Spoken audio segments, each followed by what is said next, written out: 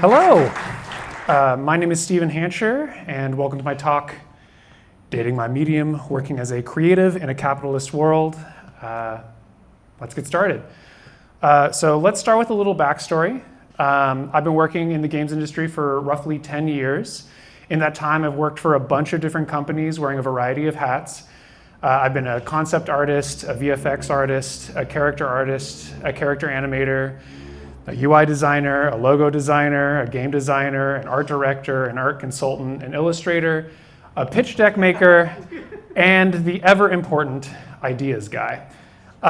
Here's a smattering of companies that I've done work for, but for this talk, I think we need a different kind of backstory. I honestly can't tell you when I started drawing. I recall painting ninjas in daycare and my parents showing some concern for my interest in throwing stars and katanas at such a young age. The first thing I wanted to be when I grew up was Surfing USA.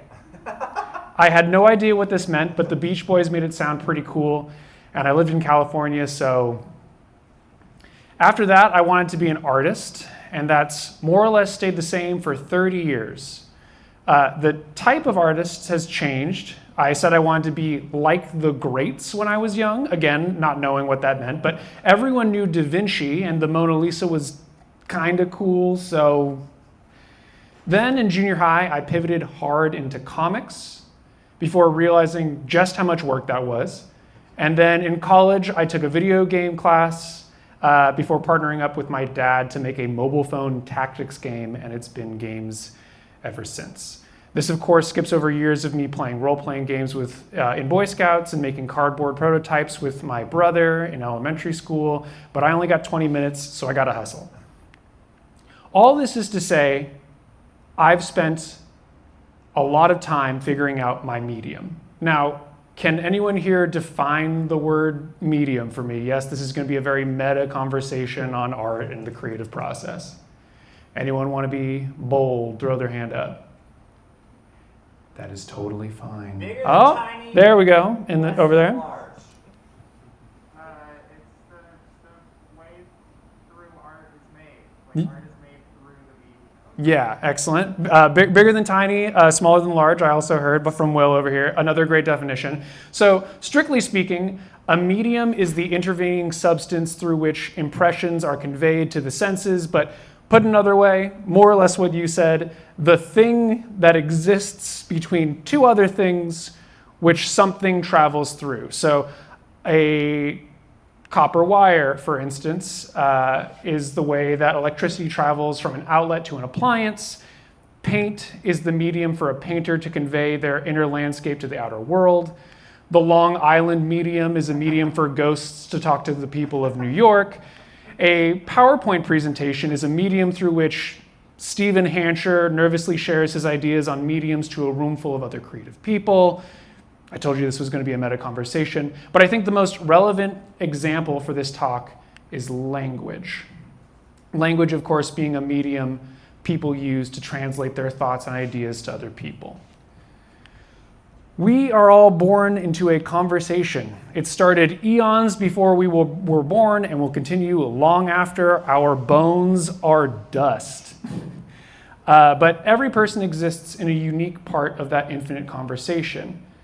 And while speech is one way,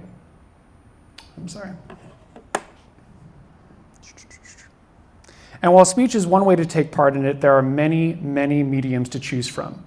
And I find that the choice of medium usually boils down to inspiration. Now, I know you all know what inspiration is, but for the sake of this talk, I want to paint a word picture.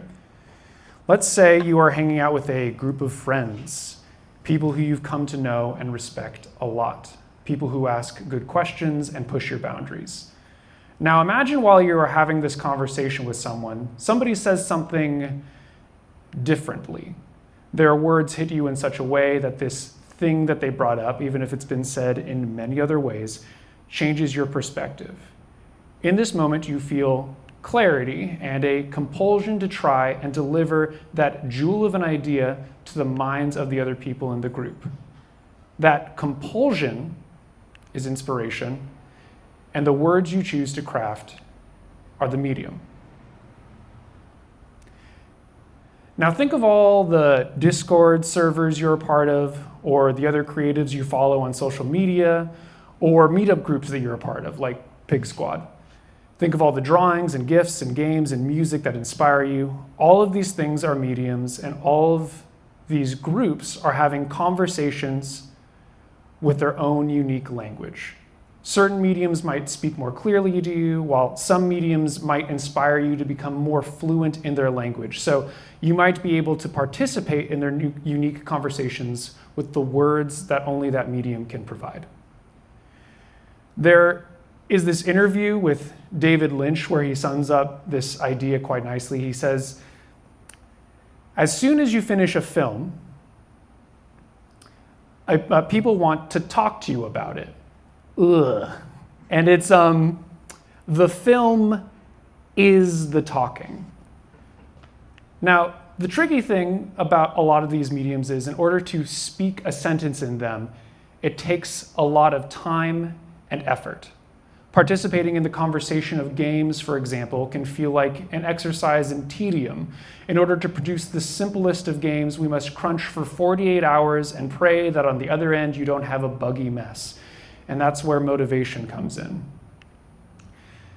Now, I want to stress right now that I don't have everything figured out. I'm just a guy that's been making art for a living for a long time, and that gives me a lot of space to think about the act of creation. But I'm constantly needing to relearn these lessons. With that out of the way, I have this to say. Motivation follows action, not the other way around. Listen, I have an Adderall prescription. This pains me to say as much as I'm sure as it is to hear. Studies show that you do not feel motivation until you engage with an activity. In other words, starting to create a thing will lead you to wanting to make more of it. I understand that there are just some days where you simply can't create, and that's okay. Rest when you need it. Rest is good. But if you're waiting to feel motivated to do a thing, that simply won't really come on its own. There's this old interview with Rami and JW of Lambier where Rami closes out the interview by saying, we want to have fun making games. Sure, we want to make fun games, but that whole thing of we're making this game because we want to play it, that's not how we work. We make this game because we want to make it. And I've been thinking about that sentence for 10 years. I made that joke at the beginning about being an ideas guy earlier because I think you all intrinsically understand that inspiration is everywhere. Motivation is hard. Choosing to make something, engaging in the violent act of making choices is hard. So if you're going to make it something you enjoy making. Is this all just an elaborate way of saying it's the journey that counts? Maybe, but I think there is something valuable in examining the journey before you take it and while you're on it and being honest about your relationship towards it.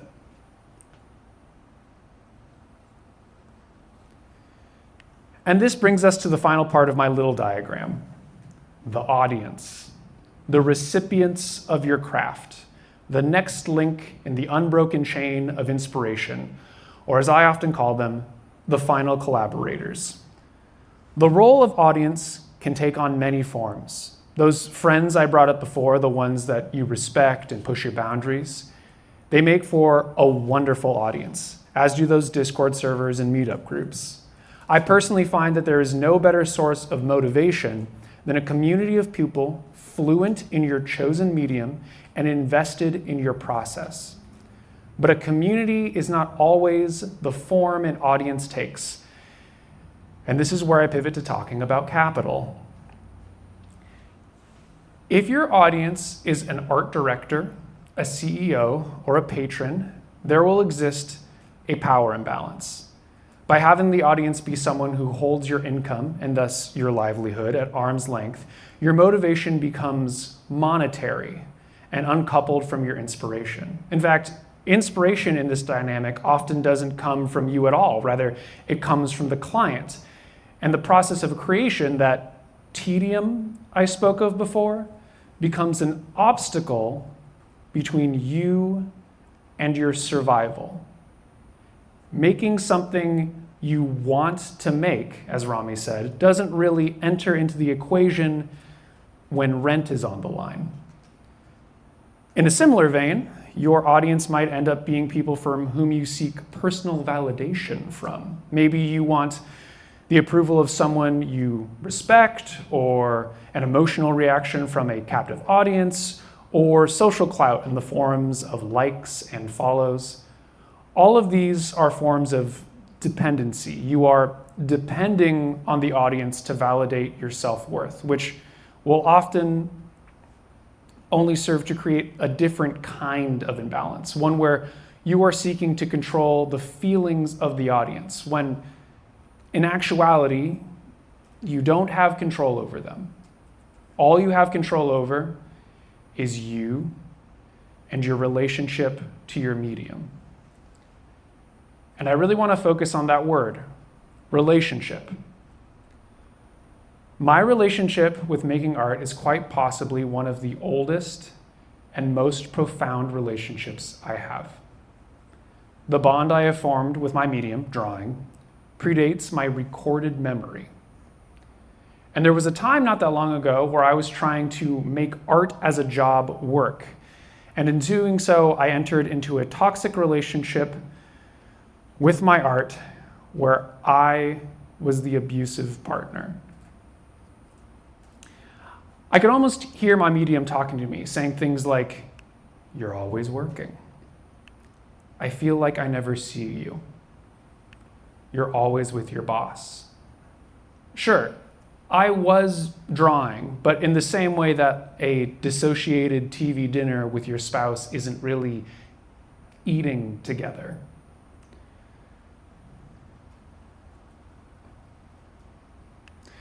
There is some common advice that is given to couples in counseling. When two people in a relationship find themselves fighting over something, in this case money, it is a good idea to find grounding in what's true. That being that you love one another and that you are a team. And with that knowledge, recognizing that the other person is not your enemy, that the problem does not lie with your partner, but rather the problem is a third thing that you can both work on together. And now we come to the part of the presentation where I tell you what to do. And perhaps, unsurprisingly, I'm going to tell you, I don't know. It depends. Your relationship to your medium is uniquely yours. Maybe you found that you've grown apart over the years, and it's time for you to separate, allowing yourself the space to try out other mediums that bring you joy. And maybe you'll return years from now with a different perspective and a new appreciation for what you had. Or maybe you won't. Maybe you'll find that your relationship with your medium is too important to risk on a day job, that when creating you want full control, and you'll find a different, unrelated way of making ends meet. Maybe you'll even find a job with a different creative medium, so you can converse in a different inspiring language on and off the clock. Or maybe you'll decide that the only path for you is with your medium. If that is the case, then in my opinion, the only path forward is mindfulness. For me, I try to make sure that my space is pleasant to be in. Good smells, excellent ergonomics, and pleasant lighting. I don't want my frantic quest for survival to overshadow my need to tend to my space. I try to be intentional about when my work begins and ends. I try to take breaks when I feel myself getting frustrated by the process. But most importantly of all, I think, I try to get lost in it.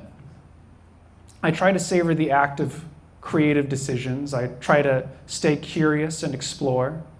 This might sound like, in a corporate context, I'd be wasting time, but I find it does the opposite. Working from a non-frustrated and connected place often results in better, more considered work. A more business savvy person might say, I'm working smarter, not harder. While this might be a byproduct, my focus is not on productivity. It's on presence.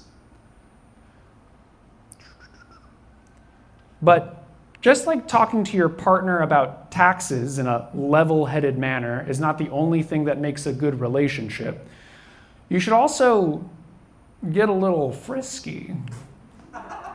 You should take your medium out on the town. You should date your medium. I said the thing. If you wish to have a healthy and long relationship with your medium, be it in your personal life or as a job, then you've got to figure out what makes you horny. I've seen a lot of comments recently that share this sentiment. Here are a couple.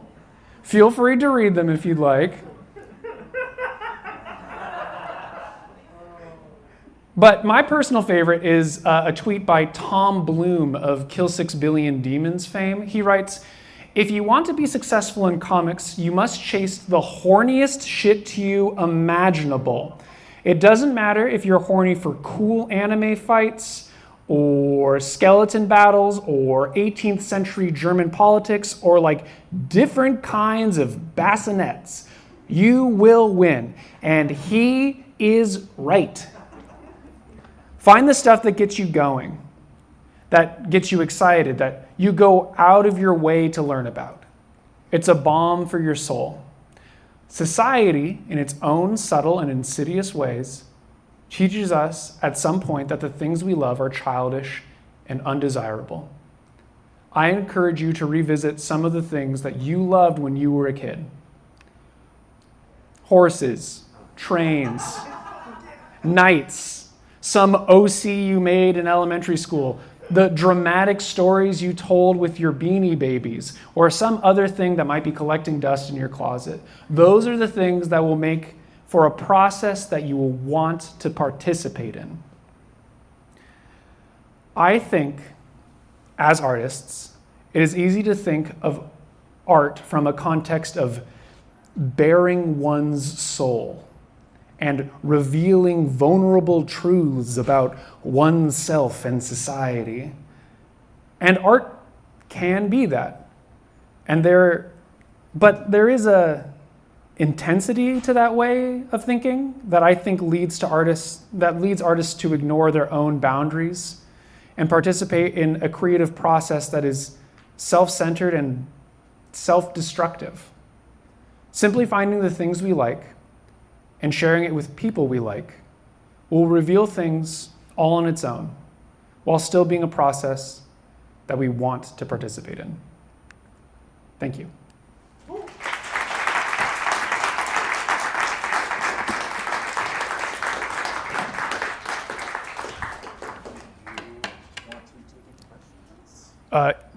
Sure. Questions? Anyone who want to fire a question away? Yeah, you. I feel like the answer is yes, but I'm going to ask explicitly anyway. Sure. Would you recommend, as a side project, making smut? I'm serious. Here's what I'll say. The comment of making things that make you horny to sort of ruin the joke, to over-explain the joke. Obviously, it pertains to just anything that like excites you or gets your blood going. But porn falls in that category. If you feel fucking buck wild about porn, or you're like really excited or energized or just really wanting to draw, I don't know, anything in the sort of lewd genre, by all means, go wild. I fully encourage it. It is a balm for the soul, even if it's porn.